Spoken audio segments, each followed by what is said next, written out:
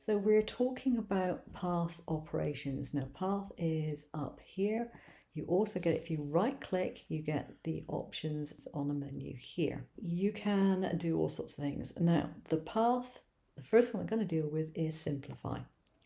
Simplify is very important, not so much for these shapes, but once you have combined shapes or if you've been tracing shapes, simplification means that it takes out, and it's automatic, the nodes that are not necessary. So if you have too many nodes in a shape, it'll take out the excess.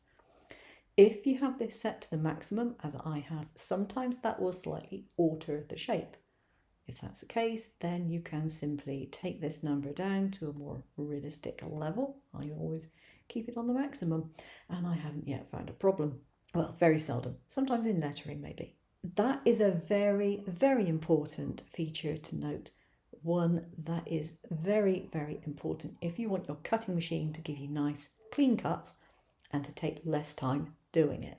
So we have other path functions, but most of them require more than one shape to be selected. So I'm going to move this one over here so that it overlaps. I'm going to move this one out of the way.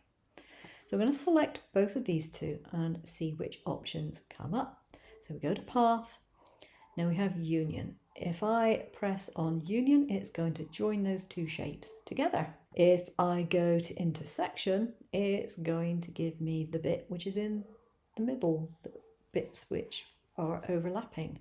So do that and you get that one. If we go to exclude, we won't get anything useful.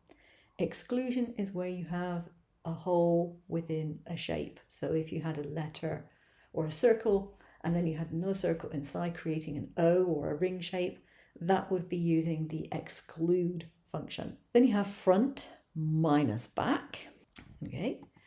Or you have back minus front, and that gives you that one. So they're pretty self-explanatory, and they're very useful tools to make lots of more complicated shapes from very simple ones.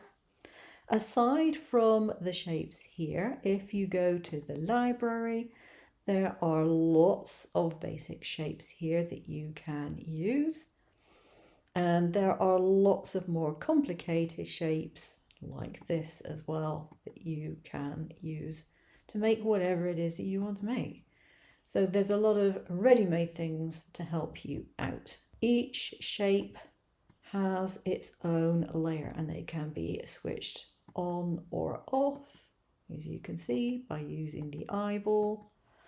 You can lock them or unlock them, and you can select a shape by clicking on the layer as well as by clicking on the shape itself.